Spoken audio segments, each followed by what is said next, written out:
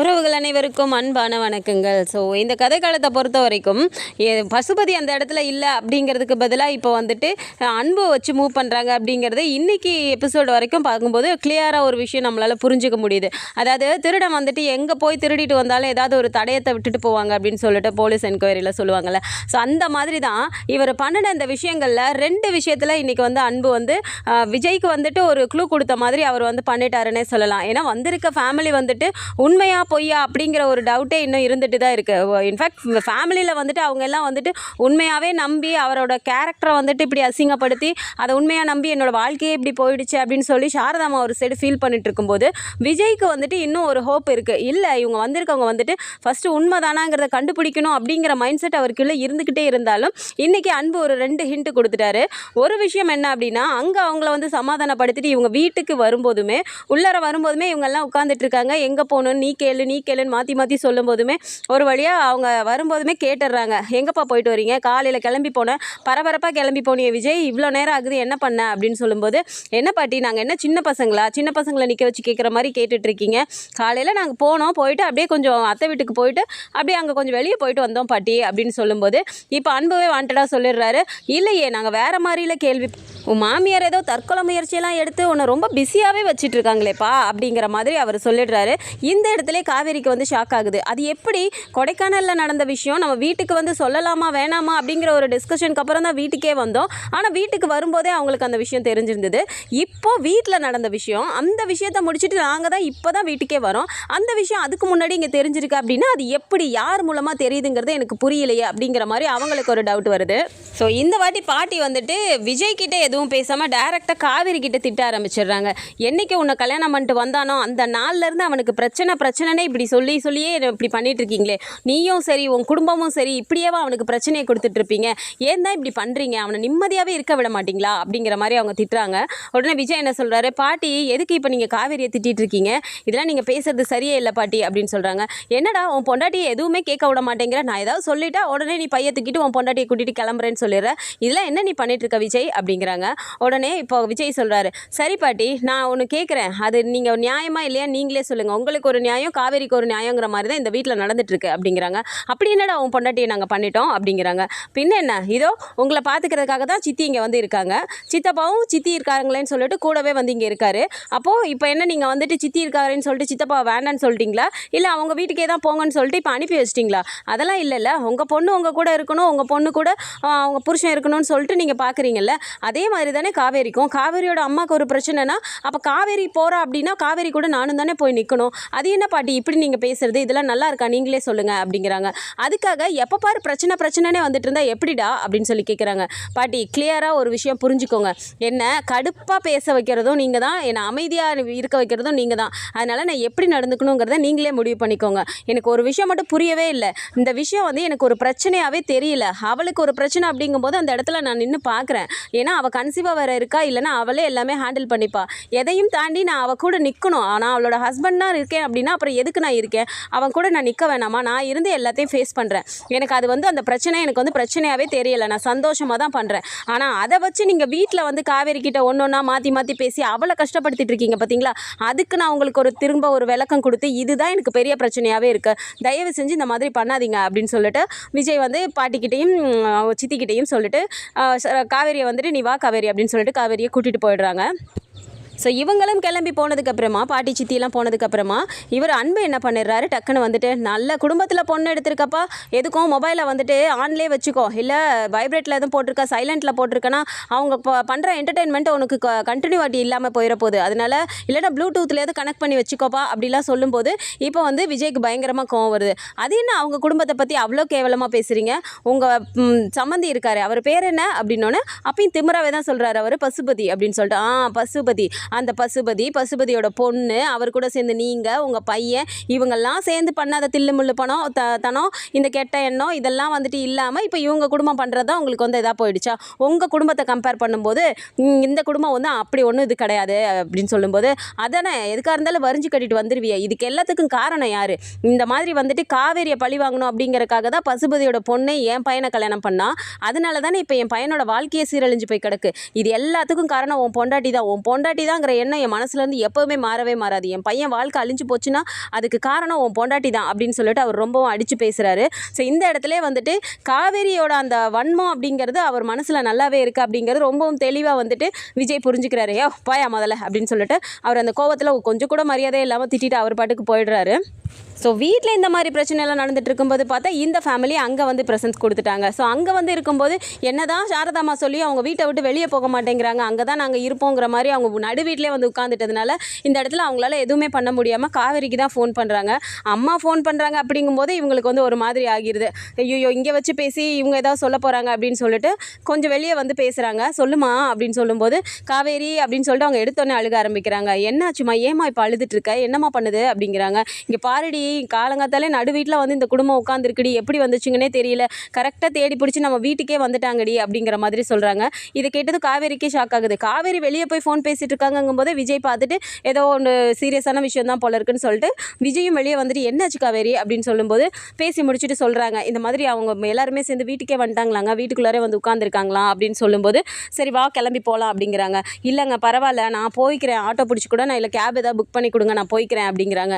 என்ன காவேரி பேசிகிட்டு இருக்க நீ, வீட்டில் இருக்கவங்களாம் இதெல்லாம் பேசுகிறாங்கன்னு சொல்லிட்டு நீ போகிறேன்னா அப்படியே என்னால் விட்டுற முடியுமா, நீ பேசுறதெல்லாம் சரியில்லை, நான் சொல்கிறத நீ கேளு, எதுவாக இருந்தாலும் நான் ஃபேஸ் பண்ணிக்கிறேன், நீ முதல்ல கிளம்பு அப்படின்னு சொல்லிட்டு இங்கேருந்து கிளம்பி கூட்டிகிட்டு போயிடுறாங்க. அதையும் நின்று அன்பு அப்படியே ஒரு மாதிரி அந்த வில்லத்தனமான சிரிப்பு இருக்குல்லே அதை காட்டிட்டு அப்படியே நின்று பார்த்துட்டே இருக்காரு. போ நல்லா நடத்துகிறாரு, நான் நடத்திட்டே இருக்கேன், நீங்கள் என்ன ஆக போகிறீங்கன்னு பாரு அப்படிங்கிற மாதிரி காவேரியை பார்த்து ஒரு மாதிரி சிரிக்கிறாரு. அதையும் விஜய் பார்த்துக்கிட்டே தான் காரை எடுத்துகிட்டு மூவ் பண்ணிவிட்டு அங்கே போகிறாங்க. ஸோ அங்கே போனால் அந்த குடும்பம் அங்கே உட்காந்துட்டு இருக்கும்போது விஜய் வந்து எவ்வளோ சொல்லியே இல்லை எங்களால் முடியாது, எங்களுக்கானதை கொடுக்குற வரைக்கும் நாங்கள் இதை விட்டு போக மாட்டோங்கிற மாதிரி அவங்க ஸ்ட்ராங்காக சொல்கிறனால ஒரு கட்டத்தில் வீட்டை விட்டு வெளியே அனுப்பிடுறாரு. வெளியே அனுப்பி அவங்க வந்து நாங்கள் எது நடந்தாலும் சரி இங்கே எதுவும் நகர மாட்டோம்னு சொல்லிட்டு வெளியில் அந்த வராண்டாலே உட்காந்துடுறாங்க. ஸோ விஜய் என்ன சொல்லிடுறாரு, நீங்கள் இங்கே இருந்தீங்கன்னா தானே இவங்க பிரச்சனை பண்ணிட்டு இருக்காங்க, நீங்கள் கிளம்புங்க முதல்ல வீட்டுக்கு வாங்க அப்படின்னு சொல்லி கூப்பிடுறாங்க. காவேரி இருந்துட்டு எதுக்குங்க வீட்டுக்கெலாம் கூப்பிட்டுருக்கீங்க, அங்கே வந்துமே திரும்ப ஏதாவது பிரச்சனை தாங்க ஆகும் அப்படிங்கிறாங்க. காவேரி ப்ளீஸ் நீ இந்த விஷயத்தில் எதுவுமே சொல்லாத, நான் பார்த்துக்கிறேன் அப்படின்னு சொல்லிட்டு காவேரியும் அங்கே அது பண்ணிட்டு இங்கேருந்து கிளப்பி தேவையானதெல்லாம் எடுத்துக்கோங்கன்னு சொல்லிட்டு இங்கேருந்து கிளப்பி கூட்டிகிட்டு வந்துடுறாரு, எல்லாத்தையும் டோர்லாம் லாக் பண்ணிவிட்டு. ஸோ இங்கேருந்து அவங்க கிளம்பி வந்துட்டு இருக்கும்போதே பார்த்தா இவங்க எப்படி ஏன் வீட்டு அட்ரஸை கண்டுபிடிச்சி வராங்கன்னு பார்க்கலாம், உங்கள் வீட்டை தானே தேடி கண்டுபிடிச்சி வரதுக்கு சிரமப்பட்டாங்கன்னு சொல்கிறாங்க, அப்போ எப்படி வராங்கன்னு பார்க்கலாம் வாங்க அப்படின்னு சொல்லிட்டு கிளப்பி கூட்டிகிட்டு போகிறாங்க. ஸோ இவங்க இங்கேருந்து கிளம்பி போயிட்டு இருக்கும்போதே ஆப்போசிட்டில் அந்த கார் போகிறதுல காரில் இவங்கெல்லாம் உட்காந்துட்டு இருக்கிறத நிவன் ஆப்போசிட்டில் வந்தவர் பார்த்துடுறாரு. அவர் டக்குன்னு நிப்பாட்டிட்டு கால் பண்ணுறாரு விஜய்க்கு. என்னாச்சு விஜய், எல்லாரையும் கூட்டிகிட்டு போயிட்டு இருக்கீங்க, என்னாச்சு எதுவும் பிரச்சனையா அப்படின்னு சொல்லி அவர் கால் பண்ணுறாரு. எங்கே இருக்கீங்க நிவன் அப்படின்னு சொல்லி கேட்கும்போது இதோ உங்கள் காரை பார்த்துட்டு இங்கே தான் நிற்கிறேன் அப்படின்னு சொல்லும்போது அப்படியே ஸ்டாப் பண்ணிவிட்டு திரும்பி பார்க்குறாரு. அங்கேருந்து அவங்க ஹாய் சொல்லவும் ஸோ அப்படி பக்கத்தில் பார்க்குறாரு ஒரு காஃபி ஷாப் இருக்குன்னு சொல்லிட்டு நீங்கள் இங்கே வாங்க நிவன், நம்ம ரோட்டில் வச்சு பேச வேணாம், இங்கே வாங்க அப்படின்னு சொல்லி கூப்பிட்டோன்னே சரின்னு காஃபி ஷாப்புக்கு போகிறாங்க. அங்கே போனோன்னே என்னாச்சுங்க, என்ன எல்லாம் பேக்லாம் வச்சுட்டு எங்கே கிளம்பிட்டீங்க அப்படின்னு சொல்லிட்டு நிவன் கேட்குறாரு. சரின்னு சொல்லிட்டு இப்போ எல்லாரையும் உட்கார வச்சுட்டு காஃபி ஆர்டர் பண்ணிட்டு இப்போ விஜய் சொல்கிறாரு இந்த மாதிரி அந்த ஃபேமிலி மொத்தமாக வீட்டுக்கே வந்துட்டாங்க அப்படின்னு சொல்லும்போது இப்போ நிவனுக்கே கோவம் வருது. என்ன விஜய் இவங்க இப்படி பண்ணிட்டு இருக்காங்க, எங்கே போனாலும் இப்படி சுற்றி வந்துட்டே இருக்காங்களே, எனக்கு என்னவோ இது சரியாக படலை அப்படின்னு சொல்கிறாங்க. எனக்கு ஒரு விஷயம் நல்லா ஸ்ட்ராங்காக புரியுது நிவன், வீட்டில் நடக்கிற விஷயம் அது எப்படி இங்கே எது நடந்தாலும் கரெக்டாக வீட்டுக்கு அந்த நியூஸ் போயிடுது, இதற்கு பின்னாடி வந்துட்டு என் சித்தப்பா இருப்பாருன்னு சொல்லிட்டு எனக்கு ரொம்ப டவுட்டாகவே இருக்குது அப்படின்னு சொல்கிறாங்க. உடனே சாரதாம்மா கேட்குறாங்க, அவரா தம்பி, அவர் எதுக்கு அப்படிங்கும்போது ஆமாம் பசுபதி வந்துட்டு ராகினியை கல்யாணம் பண்ணி வச்சு அவங்க பையன் சரியாக வாழலை அப்படிங்கிற கடுப்பு அவருக்கு இருக்குது, அதுக்கு காவேரி தான் காரணம், காவேரியை பழி வாங்குறதுக்காக தான் ராகினி வந்துட்டு கல்யாணம் பண்ணா அப்படிங்கிற மாதிரி அவரை நினச்சிட்டு ஒரு விஷயம் பண்ணுறாரோங்கிறது எனக்கு தோணிட்டு இருக்கு, இதில் மட்டும் அவர் தான் இருக்காருன்னு தெரிஞ்சிச்சு அவ்வளோதான் அவர் அப்படின்னு சொல்கிறாங்க. வேணாம் தம்பி, இதனால உங்கள் குடும்பத்தில் பிரச்சனை வேணாம் அப்படிங்கிறாங்க. அத்தை என்ன பேசிகிட்டு இருக்கீங்க, பிரச்சனை வேணாம்னு சொல்லி ஒதுங்கி போயிட்டே இருந்தால் இவங்க நம்ம தலையில் குட்டிக்கிட்டே இருப்பாங்களா, இந்த எல்லாம் ஒரு ஆள் அவர் என்கிட்ட வந்து இப்படிலாம் நிற்பாருன்னா நான் வந்து அப்படியே பணிஞ்சு போயிட்டு இருக்கணுமா அப்படிங்கிறாங்க. அதுக்கு இல்லை தம்பி, நியாயம் அநியாயம் தாண்டி வீட்டில் வந்துட்டு உங்களை ஏதாவது திட்ட போகிறாங்கப்பா, அது காவேரி வாழ்கிற வீடு இல்லையா அப்படிங்கிறாங்க. அந்த ஒரே விஷயத்துக்காக தான் அதை நான் அப்போவே சொன்னேன், எல்லாரும் தனித்தனியாக செப்பரேட்டாக இருந்தோன்னா ஏதாவது ஒரு விஷயத்தில் மீட் பண்ணிக்கிறோமா, ஹாப்பியாக இருக்கோமா, அந்த ஹாப்பி மூமெண்ட் இருந்தால் போதும் அப்படிங்கிற மாதிரி தான் நான் நினச்சேன். ஆனால் இதோ இவன் எங்கே கேட்டா வாங்க போகலான்னு தான் என்னை வந்து மல்லு கட்டி என்னை இழுத்துட்டு போயிட்டாலே அப்படின்னு சொல்கிறாங்க. அதுக்கு இல்லைங்க அப்படிங்கிறாங்க. நீ எதுவுமே பேசாத காவேரி, இந்த விஷயத்தை பொறுத்த வரைக்கும் அவங்க அதை சொன்னாங்க இவங்க இதை சொன்னாங்கன்னு சொல்லிட்டு என்கிட்ட சொல்லிட்டு இருக்கக்கூடாது, நான் எதுவாக இருந்தாலும் பார்த்துக்குவேன் அப்படின்னு சொல்லிட்டு விஜய் சொல்லிடுறாரு. சரி நான் அவங்களும் அமைதியாக இருக்காங்க. ஸோ நிவன் என்ன சொல்கிறாரு, சரிங்க விஜய் நீங்கள் ஃபேஸ் பண்ணிக்கிறீங்க அப்படின்னா இல்லை நான் என் வீட்டுக்காவது கூட்டிகிட்டு போகவா அப்படிங்கிறாங்க. இல்லை நிவன் அது சரியாக வராது, என்கிட்டயே இருக்கட்டும் அவங்க பார்த்துக்கோங்க, ஏதாவது ப்ராப்ளம்னா நான் கண்டிப்பாக உங்களுக்கு சொல்கிறேன் அப்படிங்கும்போது, ஓகே விஜய் நீங்கள் இதனாலே எனக்கு இமீடியட்டாக ஃபோன் பண்ணுங்கள் அப்படின்னு சொல்லிட்டு எல்லாரும் கிளம்பிடுறாங்க. ஸோ இங்கேருந்து வீட்டுக்கு கிளம்பி வரங்குள்ளாட்டியும் அதுக்கு முன்னாடியே வந்து இவர் காரை நிப்பாட்டுறாரு. அதுக்கு முன்னாடியே அவங்க வந்து அந்த ஃபேமிலி மொத்தமும் வாசல்லே உட்காந்துருக்கு. அவங்கள பார்த்து ஷாக் ஆகுறாங்களோ இல்லையோ, டக்குன்னு இங்கிட்டு திரும்பி பார்த்தா பாட்டி, ராதாம்மா, அப்புறம் தாத்தா, கூடவே அன்பு அப்படியே அந்த வில்லத்தனமான சிரிப்பை காட்டிட்டு அவங்க எல்லாம் கடுப்போடு அப்படியே நின்றுட்டு இருக்காங்க. ஸோ இந்த இடத்துல காவேரிக்கு தான் ஒரு மாதிரி ஆகுது. ஐயோ இதை வச்சு என்ன பிரச்சனை பண்ண போகிறாங்களோ தெரியலையே, நம்ம குடும்பத்தால் தானே திரும்ப திரும்ப சொல்கிறாங்க, அதுக்கு தகுந்த மாதிரியே எல்லாமே நடக்குதே அப்படிங்கிற மாதிரி அவங்க பயந்துக்கிட்டே நிற்கிறாங்க. ஸோ விஜய் அப்பயுமே வந்துட்டு காவேரி எதுவுமே நீ இது பண்ணக்கூடாது, நீ ஃபீல் பண்ணாத, நான் பார்த்துக்கிறேன் அப்படின்னு சொல்லிட்டு காவேரிக்கு ஃபஸ்ட்டு ஒரு ஹோப் கொடுத்துட்டு அதுக்கப்புறமா தான் இறங்கி அங்கே போகிறாரு. போயிட்டு என்ன பிரதர் இங்கே எதுக்காக வந்தீங்க அப்படின்னு சொல்லி கேட்குறாங்க. நீங்கள் பண்ணுறது மட்டும் நியாயமா? எங்களை வந்துட்டு எந்த இடத்து எவ்வளோ வரைக்கும் தான் நீங்கள் விரட்டிகிட்டே இருப்பீங்கன்னு நானும் பார்க்குறேன். நீங்கள் எந்த அளவுக்கு என்னை விரட்டினாலும் நீங்கள் போகிற இடத்துக்குலாம் நாங்கள் வந்துக்கிட்டே தான் இருப்போம் அப்படின்னு சொல்லிட்டு அந்த பையன் சொல்கிறாங்க. ஸோ இதெல்லாம் பார்த்துட்டு பாட்டி வந்துட்டு என்னடா விஜய் நடந்துட்டுருக்கு, நான் சொன்னால் மட்டும் உனக்கு கோவம் வந்துடுதுல, அங்கே சுற்றி இங்கே சுற்றி கடைசியில் இங்கே வந்துட்டாங்க பற்றியா, இதுக்கு தான் நான் தலையால் அடிச்சுக்கிட்டேன் உங்ககிட்ட, நீ சொல்கிற பேச்சே கேட்க மாட்டேங்கிறியா என்கிட்ட அப்படிங்கிறாங்க. பாட்டி நான் உங்ககிட்ட ஏற்கனவே தெளிவாக சொல்லிட்டேன், அப்படியெல்லாம் விட்டுட்டுலாம் போக முடியாது, இது என்னோட மாமியார் குடும்பம், அதை நான் பார்த்து தான் ஆகணும் அப்படிங்கிறாங்க. அதுதான்டா எப்போ பாரு அவள் குடும்பம்னே தானே நீ பார்த்துட்டு இருக்க, அப்படி என்னடா அவள் உனக்கு பண்ணிட்டா அப்படிங்கிறாங்க. பாட்டி நீங்கள் வேறு மாதிரி ட்ராக்கில் போயிட்டுருக்கீங்க, இப்போ நடந்துட்டு இருக்க பிரச்சனையே வேறு, நான் இதெல்லாம் ஃபேஸ் பண்ணி தான் ஆகணும், நீங்கள் தயவு செஞ்சு உள்ளே போங்க அப்படின்னு சொல்லும்போது பாட்டிக்கு எதுவுமே பேச முடியல. கடுப்பாக மூஞ்சி தூக்கிட்டு ராதாமாவும் அவங்களும் உள்ளே போயிடுறாங்க. ஸோ தாத்தா இருந்துட்டு சரிப்பா விஜய் இதை நீ தான் ஃபேஸ் பண்ணி ஆகணும் பாரு அப்படின்னு சொல்லிட்டு அவரும் உள்ளே போயிடுறாரு. ஸோ அன்பு இருந்துட்டு அது சரிப்பா, இது வரைக்கும் உனக்கு மட்டும் கொடுத்துட்டு இருந்த என்டர்டைன்மெண்ட் இப்போ எனக்கும் சேர்த்து கிடைக்க போகுது போல இருக்கே அப்படின்னு சொல்லிட்டு அவர் நக்கலாக சிரிக்கிறாரு. யோ மரியாதையாக உள்ளே போயிரு, அவ்வளோதான் உனக்கு மரியாதை அப்படிங்கிறாரு. இவர் அப்பயுமே அந்த நீ என்ன மரியாதை கொடுத்தா எனக்கு என்ன, கொடுக்கலன்னா எனக்கு என்ன அப்படிங்கிற மாதிரி அந்த நக்கல் சிரிப்பு சிரிச்சுட்டு அவர் பாட்டுக்கு உள்ளே போயிடுறாரு. ஸோ இந்த ஃபேமிலி இங்கேயே உட்காந்துட்டு இருக்காங்க. இந்த இடத்துல இங்கே தனியாக கூப்பிட்டு வந்துட்டு சாரதாம்மா கிட்டே அவங்க டிஸ்கஸ் பண்ணுறது என்னென்னா, அத்தை இவங்க வந்திருக்கவங்க வந்துட்டு எனக்கு நல்ல கிளியராக புரியுது, இவங்க யாரோ சொல்லி கொடுத்து தான் பண்ணுறாங்கங்கிற மாதிரி புரியுது, நீங்கள் வந்துட்டு மாமாவை தயவு செஞ்சு தப்பாக நினைக்காதீங்க அப்படிங்கிறாங்க. என்ன தம்பி சொல்கிறீங்க, அப்போ இந்த குடும்பம் வந்திருக்க குடும்பம் உண்மையான குடும்பம் இல்லையா அப்படிங்கிறாங்க.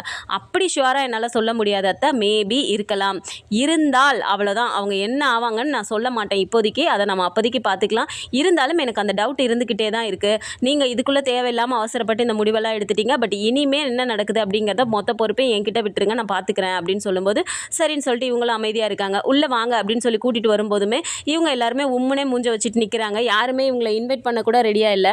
ஸோ சாரதாம்மா, பாட்டி, கங்கா எல்லாருக்குமே முகம் ஒரு மாதிரி இருக்குது. இருந்தாலும் விஜயும் வந்துட்டு அப்படியே முகத்தை ஒரு மாதிரி வச்சுட்டு தான் நீங்கள் வாங்க அத்தை அப்படின்னு சொல்லிட்டு உள்ளார கூட்டிகிட்டு வராங்க. அப்போவுமே பாட்டி பார்த்துட்டு இப்படி திருப்பிக்கிறாங்க. நீங்கள் வாங்க வந்து உட்காருங்க அப்படின்னு சொல்லிட்டு கூப்பிட்டு வந்து உட்கார வைக்கிறாங்க. அந்த இடத்துலையுமே ஒரு தர்ம சங்கடமாக இருக்கும்ல, வீட்டுக்கு வந்தவங்கள வாங்கன்னு சொல்லலைன்னா எப்படி இருக்குங்கிற மாதிரி தான் அந்த ஒரு சூழ்நிலையை அவங்க ஃபேஸ் பண்ணிட்டு உட்காடுறாங்க. இந்த இடத்துல காவேரிக்கெலாம் ரொம்ப மனசு உடஞ்சி போயிடுறாங்க.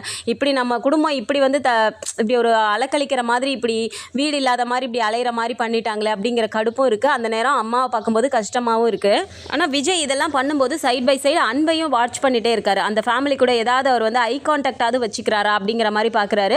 அப்போவுமே அவர் வெளியே நின்றுட்டு ரொம்பவும் சகஜமாகவே பண்ணிட்டு இருக்காரு. ஸோ உள்ளார வந்தபோதுமே என்ன விஜய் இதெல்லாம் நடக்குது அப்படின்னு சொல்லும்போது இவர் வந்து சொல்கிறாரு, அதென்ன உங்களுக்கு தெரியாத மாதிரியே கேட்குறீங்க, இவங்க யாருன்னு தெரியலையா, 3 பேர் வந்திருக்கதை வச்சே தெரியுதுல்ல, இவங்க தான் அவங்களோட இன்னொரு ஃபேமிலி, பிரச்சனை பண்ணுறதுக்காகவே இப்போ அங்கே சுற்றி இங்கே சுற்றி நம்ம வீட்டுக்கே வந்துட்டாங்க, நல்லா பெருமைப்பட்டுக்கோங்க, அவங்க பேரன் எப்படிப்பட்ட குடும்பத்தில் வந்து போய் பொண்ணு எடுத்திருக்காங்கன்னு சொல்லிட்டு அப்படின்னு சொல்லும்போது சாரதாமாக்கெலாம் அழுகையே வந்துடுது. இருந்தாலும் விஜய் வந்துட்டு திட்டுறாரு, இங்கே பாருங்கள் திரும்ப திரும்ப இப்படியே பேசிட்டு இருந்தீங்கன்னா உங்களுக்கு அவ்வளோதான் மரியாதை, சித்தி அமைதியாக இருக்க சொல்லுங்கள் அப்படிங்கிறாங்க.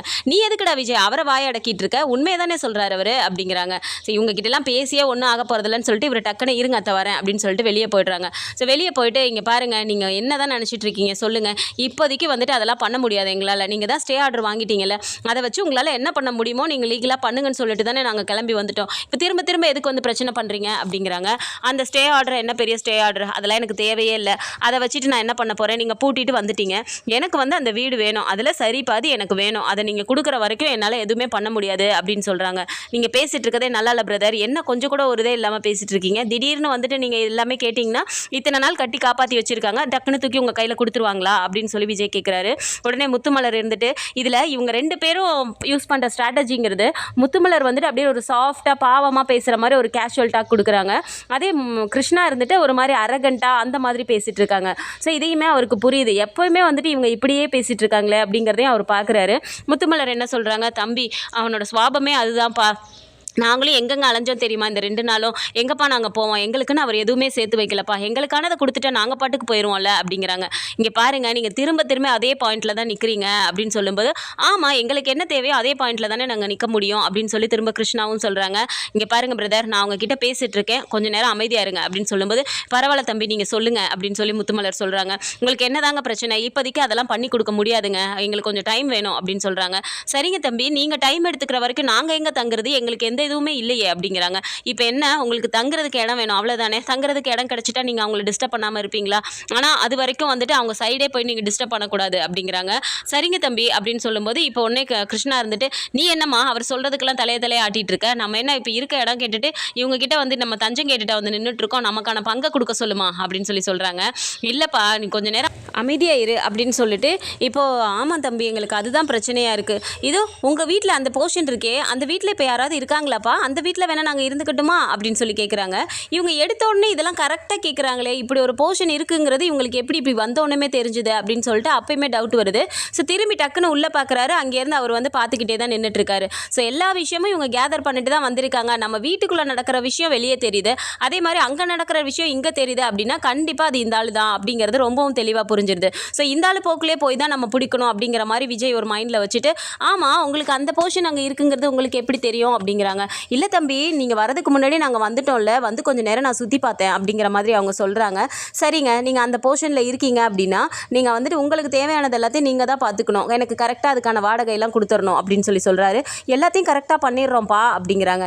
என்னம்மா நீ திரும்ப திரும்ப அப்படியே பண்ணிட்டுருக்க, இவங்க இப்படியே நம்மளை இங்கே வாடகை வீட்டிலே வச்சு ஓட்டிடலான்னு பார்த்துட்டு இருக்காங்களா, நமக்கு அது எப்போ தான் கிடைக்குமா, அதை முதல்ல தெளிவாக கேட்டு சொல்லு அப்படிங்கிறாங்க. அதெல்லாம் நாங்கள் எப்போ பண்ணணுமோ அதெல்லாம் நான் எனக்கு கொஞ்சம் டைம் வேணும்னு சொல்லியிருக்கேன்ப்பா, திரும்ப திரும்ப நீ பேசிகிட்டு இருக்காத, பெரியவங்க பேசிகிட்டு இருக்கோம்ல அப்படிங்கிறாரு. சரின்னு சொல்லிட்டு இந்த பையன் அப்படியே முறைச்சிட்டு திரும்பிக்கிறாங்க. இதெல்லாம் பார்க்கும்போது அன்புக்கு ஒரு மாதிரி ஆகுது. அது சரி, இவனே வந்துட்டு இழுத்துட்டு வந்து இந்த குடும்பத்தை இங்கேயே வைக்கணும்னு சொல்கிறானா, அப்போ இனிமேல் நல்லா இருக்க போகுது அப்படிங்கிற மாதிரி அவர் வந்து சிரிச்சுக்கிட்டே நிற்கிறாரு.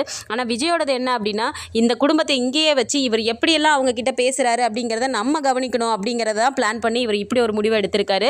இந்த விஷயத்தில் தான் அன்பு வந்துட்டு வசமாக மாட்ட போகிறாரு. எப்படிலாம் போய் அவங்க வந்துட்டு டீல் பண்ணுறாங்க, அவங்க கிட்ட என்னென்ன மாதிரியெல்லாம் பேசிக்கிறாங்க அப்படிங்கிறத வச்சு தான் கண்டுபிடிக்க போகிறாரு.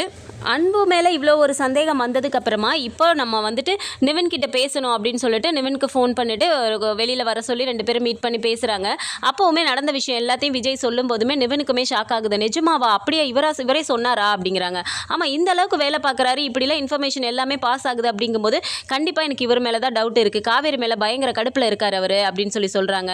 அப்போ உடனே நிவின் என்ன சொல்கிறாரு அப்படின்னா, அப்போ அந்த ஃபோட்டோஸு அதை கூட சரி ஓகே பிரதர், ஆனால் குமரன் பிரதரே வந்துட்டு சொல்லியிருக்காங்களே, குமரன் அண்ணன் சொல்லியிருக்குன்னா அப்போ அதை வச்சு பார்க்கும்போது அப்படின்னு சொல்கிறாங்க. இல்லை இந்த மாதிரி வாய்ஸ் நோட்டு கூட நம்ம சேஞ்ச் பண்ணி வாய்ஸ்லாம் இது பண்ணுற மாதிரிலாம் இருக்குல்ல, அந்த மாதிரி கூட பண்ணியிருக்கக்கூடாதா அப்படின்னு கேட்குறாங்க. எனக்கு இந்த விஷயம் புரியவே இல்லையே, குமரன் பிரதருக்கு எப்படி, எனக்கு இது ரொம்பவே சந்தேகமாகவே இருக்குது அப்படின்னு நிவின் சொல்கிறாங்க. இது எல்லாத்தையும் நம்ம தீவிரமாக கண்டுபிடிக்கணும், நமக்கு வந்து சந்தேகமே வரக்கூடாதுங்கிற மாதிரி இந்த ஆள் ரொம்ப பயங்கரமாக பிளான் போட்டு பண்ணிட்டு இருக்காருன்னு தோணுது. இவர் மட்டும் இருக்காருன்னு தெரிஞ்சிச்சு, அதுக்கப்புறம் தான் இருக்குது அப்படிங்கிற மாதிரி பேசி முடிவெடுக்கிறாங்க. ஸோ எப்படி வந்துட்டு அன்பு தான் இருக்காருன்னு கண்டுபிடிக்க போகிறாங்கிறத நம்ம பொறுத்திருந்து பார்க்கலாம். ஸோ இதை பற்றி நம்ம ஒரு அப்டேட்ஸ் தெரிஞ்சுக்கிறதுக்கு நம்மளோட சேனலையும் சப்ஸ்கிரைப் பண்ணிக்கோங்க. வீடியோ பிடிச்சிருக்கு அப்படின்னா சின்னதாக லைக்கை மட்டும் கொடுத்துருங்க. தேங்க்ஸ் ஃபார் வாட்சிங்.